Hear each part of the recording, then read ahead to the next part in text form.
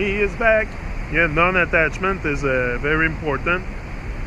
That's what I try to practice more and more. Non-attachment to things, situation, people. Non-attachment, because what happens is when you start losing that stuff, losing the people, and you can experience a trauma. So if you have no attachment, if you're not attached to it, like I have no religion. My religion is love. It's people. It's nature. My religion is the same as the tree that's there. I have the same religion as the tree. Nature. That's my religion. That's what I stick to. That's what I communicate with. I'm sure nature hears us also. That's another thing. The plants are more conscious than you think. Okay, there's no consciousness in itself, but I mean, there is in a way. There is in a way, because we're going to go on to reading something after the sacred mission. And there's a reason why all the leaves, if you look at the leaves of every tree, every plant, they all end up with a pointy end. They all have a pointy end almost. Every leaf. If we go around, we check on leaves. Look here. Every leaf, they all have a pointy end. All of them. If you look around, we can go keep looking around. All the leaves have pointy ends, even the round one. We can keep going around. We'll look at more leaf of more trees, and I'm gonna do my my thing after. But you see, here they're all. Look, they're all with a pointy end.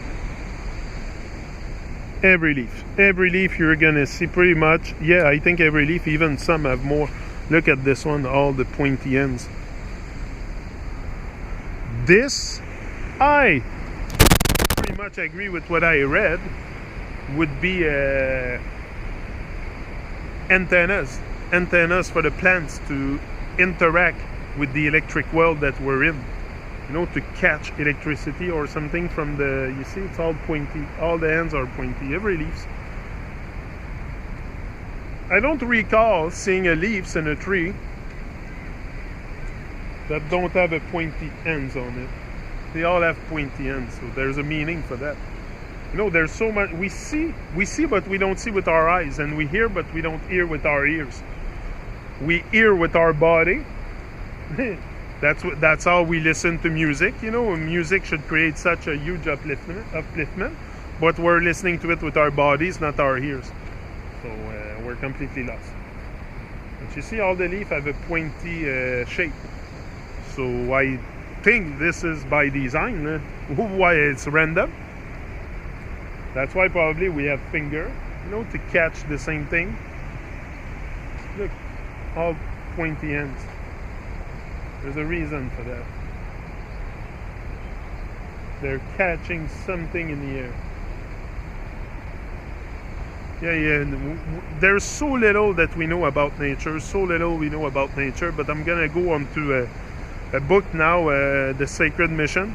You don't have to listen to me if you don't want to, but it's a very informative book. I think there's lots of content and stuff about nature and stuff that we might not think about, mostly.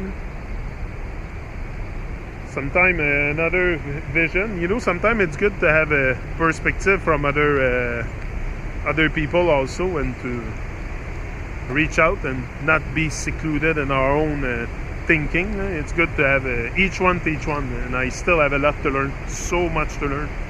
This is what we're so arrogant with life. We think we know everything because everything is defined to us.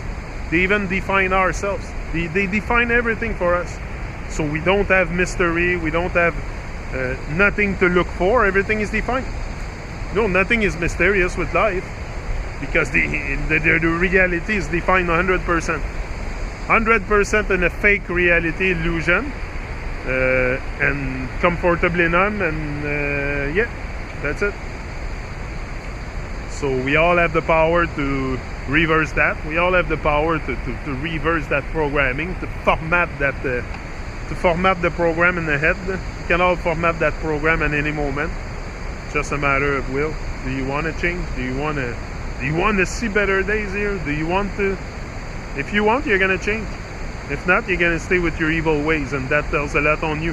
That is on your conscience, not on mine. My conscience is free. My conscience is very, very aligned with the divine frequency now. I will not go back to my evil ways, trying to cast them out more and more, get rid of them. It's a work that is ongoing, it's ongoing because I've been programmed into this. That's the default state. You don't have to force to be negative, to do negative stuff, to do bad stuff. It's your natural state. So it's your default state to be evil. It's your default state. That's how they program us from birth. If your parents are not aware, of who they are, they will get their soul captured, and they will teach you their fears, and the whole thing just go on and go on and go on. On and on and on and on.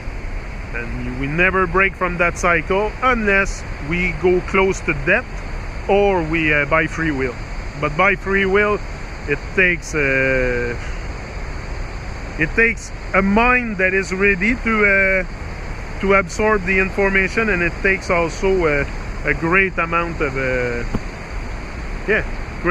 courage to look into your own eyes and to wanting to make a change. It takes courage, for sure.